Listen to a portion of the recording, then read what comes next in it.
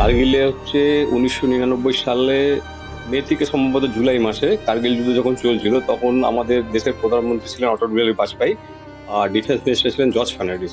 তখন কিন্তু ডানলপ কারখানা 98-এ কারখানা কিন্তু বন্ধ হয়ে যায়। সেই সময় কারখানা বন্ধ থাকাকালীন একটা উপর থেকে সেন্ট্রাল গভর্নমেন্ট থেকে একটা আদেশ আসে ওয়েস্ট বেঙ্গল গভর্নমেন্টকে, যে ইমিডিয়েটলি আমাদের এরো টায়ার আর ওটিআই টায়ার দিতে হবে। ওটিআই টায়ারটা যে বোফোর্স যখন যে টোপটা চলছিল, তখন সের মধ্যে সেই টায়ারটা কিন্তু ইউজ হতো। অ্যাকচুয়ালি 1424, 1425, 1324 সেই টায়ারটা কিন্তু মেকিং করতাম আমরাই, ইন্ডিভিজুয়ালি আমি মেকিং করতাম সেই টায়ারটা। প্লাস বোয়িং এর টায়ার ছিল, মিগ-21 এর টায়ার ছিল, সেখানে এরো ডিপার্টমেন্ট করতো, কিন্তু আমাদের ডিপার্টমেন্ট ছিল এওএসবি, মানে এরো ওটিআর সেকশনটা।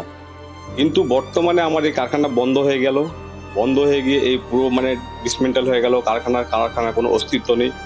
আজকে যদি আমরা যখন দেশে যুদ্ধ একটা পরিস্থিতি তৈরি হয়ে যায়, হয়তো সম্ভবত হতেও পারে, তো আমরা দেশের যে বোফোর্স হলো বা যে বিভিন্ন রকম যে এয়ারক্রাফট হচ্ছে, মিগ-21 যে রাফেলের টায়ার তৈরি হচ্ছে, কিন্তু এই টায়ারটা আমরা তো বাইরে থেকে নিয়ে আসি। ডানলপের মতন ব্র্যান্ডকে বন্ধ করে দিয়ে সে যেই হোক, সেন্ট্রাল হোক, স্টেট হোক, তারা দুজনেই ইনভলভ, চালাতে পারতো কারখানাটাকে। আজকে কারখানার কোনো অস্তিত্ব নেই। একসময় প্রধানমন্ত্রী নিজের বাজপেয়ী এখানে অর্ডার দিয়ে টায়ারটা নিয়ে গেছিলেন, যে বলেছিলেন ঠিক আছে আমি ডানলপকে দেখছি আমরা কি করা যায়, কিন্তু কিছুই হলো না। এই সময় তো গেটের তালা খুলে হ্যাঁ, তালা খুলে পুরো আর্মি ডিফেন্স এখানে নামিয়ে দিয়েছিল। যেহেতু একবার আমাদের ডানলপের শ্রমিকরা আমরা বলেছিলাম যে আমরা এই টায়ারটা দেবো না, কিন্তু যখন আমরা বিবেক হলাম যে না এটা দেশের জন্য হচ্ছে, সেই জন্য আমরা ওদের ওয়েলকাম করে টায়ারটা আমরা দিয়েছিলাম। সেই টায়ারের সঙ্গে সেই 10 কোটি টাকা তারা পেমেন্টও করেছিল।